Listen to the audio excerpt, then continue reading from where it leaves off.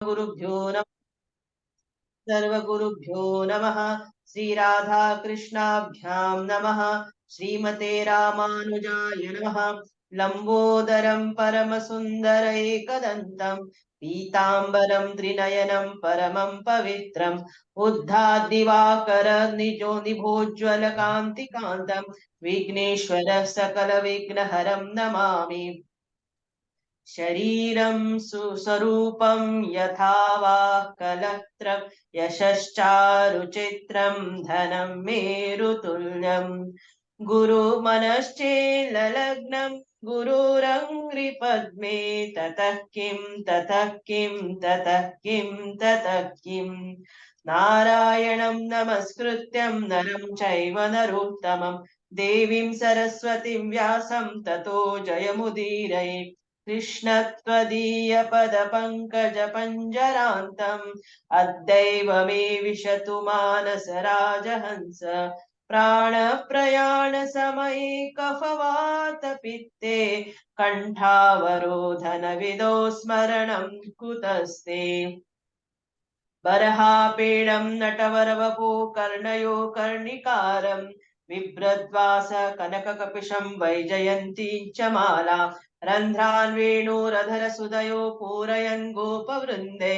न वृन्दारण्यं सपदरमणं प्राविशद्गीतकीर्ति ध्याये नित्यं महेशं रजतगिरिनिभं चारुचन्द्रावतंसं रत्नाकल्पोज्जलाङ्गं परशुमृगवीरवर हीतहस्तं प्रसन्नं पद्मासीनं समन्तास्तुतममरगणे व्याघ्रकृत्तिं वसानं विश्वादयं विश्वबीजं निखिलभयहरं पञ्चवक्त्रं त्रिनेत्रम् रामाय रामभद्राय रामचन्द्राय वेदसे रघुनाथाय नाथाय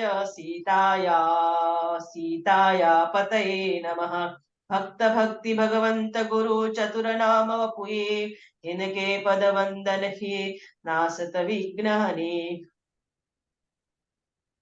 परम मंगलमय परात्पर परब्रह्म परमात्मा अकारण करुणा वरुणालय अकारण करुणा कारक अचिंत्य कल्याण गुणगण निधान सर्वेश्वर सर्वाधिकपति श्रेष्ठ आचरणवान प्रजा के सुखदाता एवं संहार करता पार्वती नाथ प्रथमादि गणों के स्वामी आकाशादि अष्टमूर्ति वाले विश्वरूप विज्ञान के पूर्ण दाता देवादि देव त्रिनेत्रधारे दुख स्वप्न नाशक पंच तत्वोत्पादक विश्वेश्वर मंगल करता आदि अंतरहित सबके कारण श्री सांब सदाशिव भगवान के चरणों में कोटिशः नमन नतमस्तक वंदन एवं अभिवादन। परम्बा भगवती जगदीश्वरी शिव प्राण वल्लभा आदि जगत में व्याप्त रहने वाली जगत के आधारभूत परम शक्ति श्री जगदम्बा पार्वती के चरणों में कोटितः प्रणाम। समस्त भूतादिक सिय राम जब सब जग जानी करहु प्रणाम जोरी जुग पानी। भगवत कथा शिव कथा के अनुरागी सभी भक्तगणों को मातृशक्ति भगनियों को भगवत चरणों के चरणारविंद भगवत पादारविंद मकरंद रस पियासु पिपासु सुधी जन भूवि भावुक रसिका वृंद जना। हम सबका यहाँ परम सौभाग्यशाली है हम सब यहाँ परम सौभाग्यशाली है कि हमें भगवान शिव शंभु का शिवा यह सुंदर कथा पर संबलित होकर इस शिव कथा मंदाकिनी में गोता लगाने का अवसर प्राप्त हुआ है। जीवन में ऐसा क्षण पुण्य से ही मिलता है। शिव पुराण की कथा बड़ी दिव्य और विलक्षण है।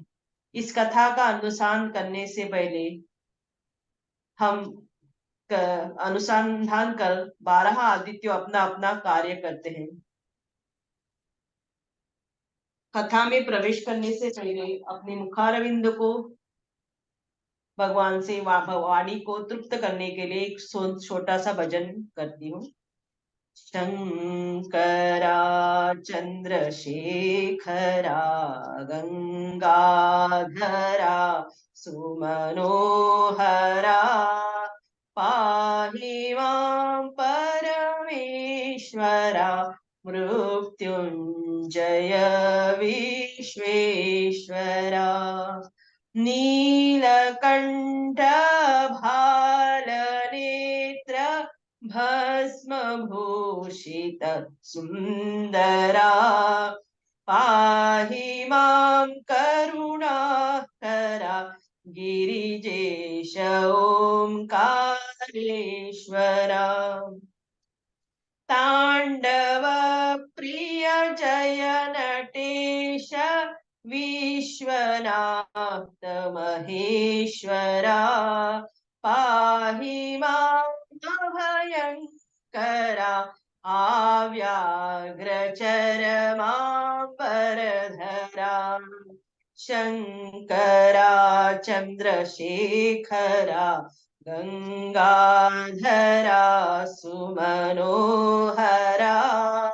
पाहि मां परमेश्वरा मृत्युंजय विश्वेश्वरा मृत्युंजय विश्वेश्वरा।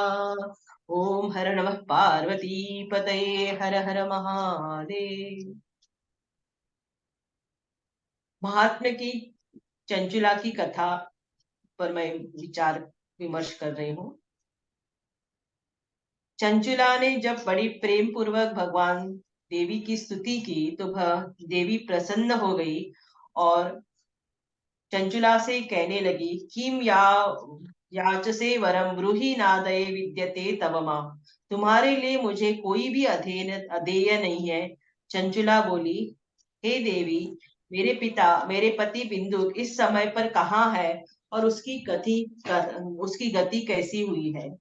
यह सुनकर पार्वती अम्मा प्रसन्नता पूर्वक बोली, तेरा पति बिंदु बुरे पापों कर्मों के कारण मरकर नरक में जाकर अनेक वर्षों तक दुख भोग अब शेष पाप वह विंध्याचल पर्वत पर पिशाच होके बैठा हुआ है। वहां वायु भोजी अनेकों कष्ट भोग रहा है। यह सुनकर चंचुला बहुत दुखी हो गई और भगवती से प्रार्थना करने लगी कि मेरे पति का उद्धार किस प्रकार से हो सकता है।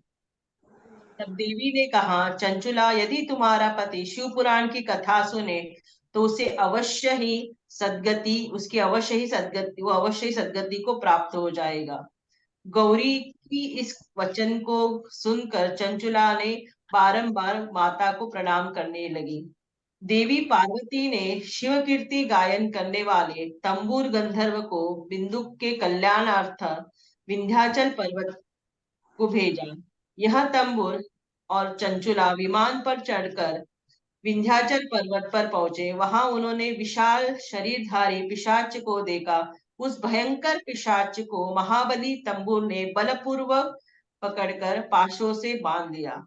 उस दिन से उस क्षेत्र में प्रसिद्ध हो गया कि गौरी माता की आज्ञा से पिशाच तारने निमित्त तुम्बुर गंधर्व विंध्याचल पर्वत पर शिव पुराण कथा करने वाले हैं। सब लोगों में महान कोलाहल हो गया और कथा सुनने के लिए वहां बड़ी भारी समाज एकत्रित हो गए। सबकी कथा पर बड़ी रुचि थी। पाशों से बंधे हुए पिशाच को वहां बिठा दिया। तब तुम्बूर हाथ में वीणा लिए शिव कथा कीर्तन करने लगे। उन्होंने पहली संहिता से लेकर 7वीं संहिता तक महात्म्य सहित शिव पुराण की कथा सुनाई और तो समस्त श्रोतागण सारे पापों से मुक्त हो गए। उस पिशाच ने वह शरीर त्याग कर उसको दिव्य शरीर प्राप्त हो गया और बिंदुक अपनी पत्नी सहित विमान में बैठकर तुम्बुर के साथ शिव का गुणगान करते हुए शिवलोक चला गया। तब भगवान शिव शंकर पार्वती सहित उन्होंने बड़ा आदर पूर्वक उसका सत्कार किया और अपना गण बना दिया। यदम शृणुयात् भक्त्यात् कीर्तयेद्वा समाहिता स भुक्त्वा विपुलान् भोगान् अन्ते मुक्तिमवाप्नुयात्। जो कोई भी इस पवित्र कथा को श्रद्धा पूर्वक सुनता है एवं कीर्तन करता है वह इस लोक में सुख भोग कर अंत में मुक्ति को प्राप्त करता है। शौनक जी बोले, हे सूत जी, यह परम शैवी है, इसलिए कृपा कर शिव पुराण का श्रवण विधि हम श्रोतागणों को बताइए। सूत जी बोले, हे शौनक जी, यह संपूर्ण फल की प्राप्ति के लिए शिव पुराण का श्रवण विधि सुनिए। सर्वप्रथम ज्योतिष आचार्य के पास जाकर इसका शुभ मुहूर्त निकालकर देश विदेश में और अपने मित्र परिवारजनों को और बंधु भगिनी को सभी को आमंत्रण कीजिए। शिव पुराण का आयोजन स्थल दिव्य बना होना चाहिए। वहां या तो शिवालय हो, तीर्थ क्षेत्र हो, वन हो अथवा घर में ही इस कथा मंडप बनवाइए और वह मंडप ध्वजा पताका आदि से सुसज्जित और शोभायमान होना चाहिए। विवाहे यादृशं वित्तं तादृशं कार्यमेव हि अन्या चिंता विनिर्वार्य सर्व शौनक लौकिक। विवाह उत्सव में जैसे हम उल्लास पूर्वक हम खर्च करते हैं, उसी प्रकार सब प्रकार लौकिक चिंता को भूलकर हमें इसमें भाग लेना चाहिए। जैसे विवाह में प्रसन्न पूर्वक हम धन खर्च करते हैं, वैसे ही कथा महोत्सव में प्रसन्न होकर बिना कंजूसी के धन खर्च होना चाहिए, क्योंकि धन और जीवन इनका धर्म और व उपकार में लगाना ही सार्थकता है। कहा भी गया है शास्त्रों में, धनानि जीविते चैव परार्थे प्राप्य उत्सृजते सन्निमित्ते वरम त्यागे विनाशे नियतम सती। धन और जीवन का धर्म में लगाना ही सार्थक है, क्योंकि न चाहने पर यह दोनों नष्ट एक दिन होने वाले हैं। सज्जनों, हमारी वास्तविक यात्रा जन्म के बाद प्रारंभ न होकर जन्म से लेकर मृत्यु तक हमारे लिए अवसर मिला है और उस अवसर को हमें उस अवसर का सदुपयोग करना चाहिए। कहते हैं, धनानि भूमो पशवश्च गोष्ठे नारी गृह द्वारे जनाश श्मशाने देहश्चितायां परलोक मार्गे धर्मानुगो गच्छति जीव एक। सार जीवन हम जीवन जो है धन के लिए समाप्त, पूरा जीवन धन इकट्ठा करने के लिए समाप्त करते हैं और वही धरा का धरा रह जाता है और पशु खूंटे पर बंधे ही रह जाते हैं। पत्नी द्वार तक साथ देती है, स्वजन बांधव स्मशान तक साथ देते हैं, देह चिता तक जाती है। फिर जीव की जो वास्तविक यात्रा है, जीव के साथ सिर्फ उसका धर्म ही चाहता है, केवल धर्म ही, और उसका भजन सत्कर्म उसके साथ जाता है और उसकी सद्गति कराता है। तो प्रेम पूर्वक इस पावन शिव पुराण कथा का श्रवण करें और उसका मनन करें और नराधम भक्ति भाव से, जो नराधम इस भक्ति भाव से हीन होकर इस कथा को सुनता है, उन्हें कोई फल प्राप्त नहीं होता और जन्म जन्म दुख पाते हैं। जो पुराण की पूजा यथाशक्ति भेंटों द्वारा न करके इस कथा को सुनता है, वह दरिद्र होता है। जो वक्ता को प्रणाम किए बिना बैठता है कथा सुनने के लिए, वो सब नरकों को भोगने के बाद अर्जुन वृक्ष बनता है। तथा श्रोता को चाहिए उच्च आसन पर बैठकर कथा श्रवण ना करे, और जो इन जन इस पवित्र कथा को अपने जीवन में, जो जन इस पवित्र कथा को अपने जीवन में श्रवण न करता है, वो करोड़ों जन्मों तक नरक की यातना भोग कर कुकुर बनता है। शौनक जी बोले, सूत जी, यह परम पवित्र अद्भुत कथा तो सुना दी, अब आप कृपा करके लोक कल्याणार्थ शिव पुराण की श्रोताओं का नियम सुनाइए। सूत जी बोले, हे शौनक जी, जो कथा सुनते हैं उसको दीक्षा लेकर कथा सुननी चाहिए, बिना दीक्षा लिए कथा सुननी नहीं चाहिए। कथा वृत्ति को ब्रह्मचार्य भूमि शयन करना चाहिए, शुद्ध होकर पवित्र होकर इस कथा को सुनना चाहिए। एक समय का भोजन करके घृतपान दुग्धपान अथवा फलाहार करते हुए एक बार ही भोजन करे और तामसी वस्तु का खाना वर्जित होना चाहिए। श्रोताओं को चाहिए कि नित्य कथा मंडप पर बने सभी मंडल वेदियों का पूजन करे, शिव पुराण का पूजन करे, पुराण वक्ता कथा में वर्णित सभी आचार्यों का पूजन करे और यथाशक्ति दक्षिणा प्रदान करे।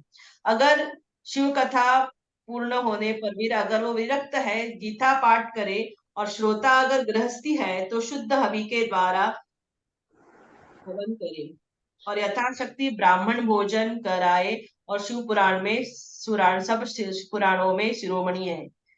जो प्राणी इस जगत में सदाशिव का ध्यान करता है, उनकी वाणी सदैव उनकी स्तुति करती है, वे इस भव सागर से पार हो जाते हैं। बोलिए श्री शिव पुराण भगवान शिव महापुराण की जय। श्री सांब सदाशिव भगवान की जय। व्यास जी बोले, धर्म क्षेत्रे महाक्षेत्रे गंगा कालिंदी संगमे प्रयागे परमे पुण्ये ब्रह्मलोकस्य वर्त्मनि। एक समय गंगा यमुना संगम प्रयाग में जब मुनियों का विराट सम्मेलन हुआ था, तब पौराणिक सूत जी के आने पर सभी भक्तजन उठ आसन से उठकर खड़े हो गए और यथा पूर्वक सूत जी का पूजा सत्कार किया। और सभी ने हाथ जोड़कर प्रार्थना की, हे मुनीश्वर, कलयुग में सभी प्राणी पाप ताप से पीड़ित हो, सत्कर्म से रहित है, परनिंदक, चोर, परस्त्रीगामी, दूसरों की हत्या करने, देहाभिमान,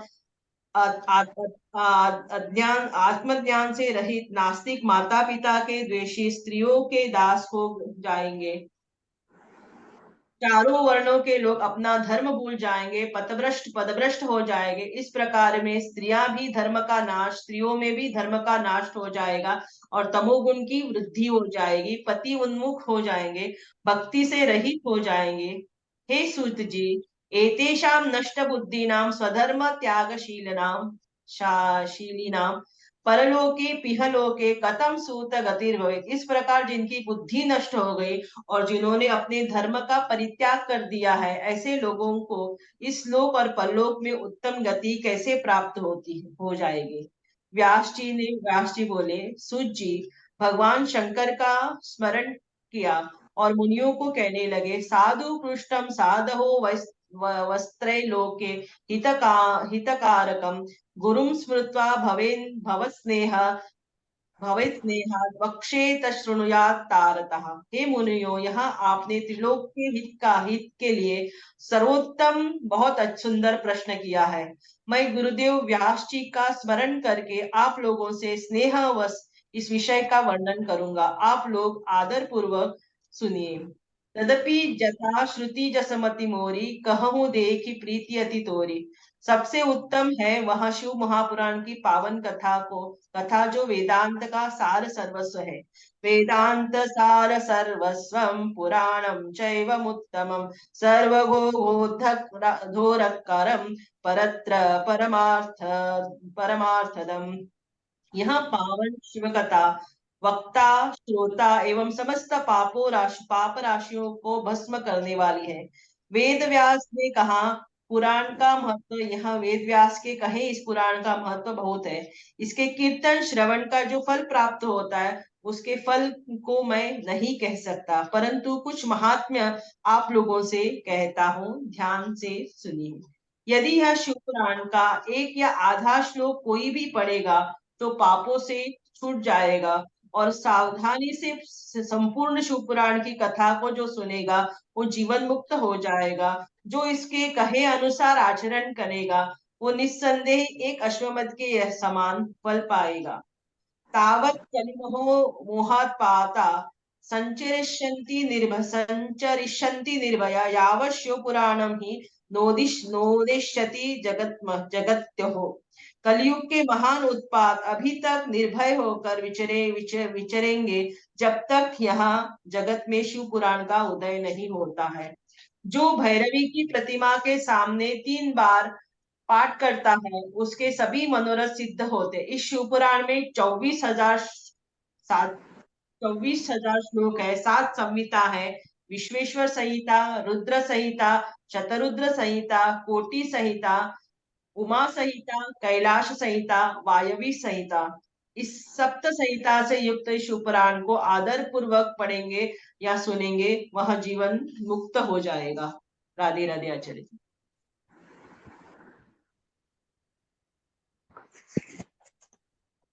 बहुत सुंदर।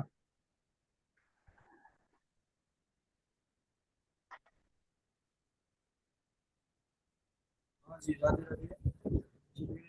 बहुत दिनों बाद आज स्वामी गोविंदानंद जी का वक्तव्य हुआ और शिव पुराण की कथा को बड़ी सुंदरता के साथ आपने कहा, गाया। सदा शिव भगवान की कृपा बनी रहे, लेकिन थोड़ा सा वीडियो नहीं चालू था, तो थोड़ा सा उसका ध्यान रखा करें। बहुत हाँ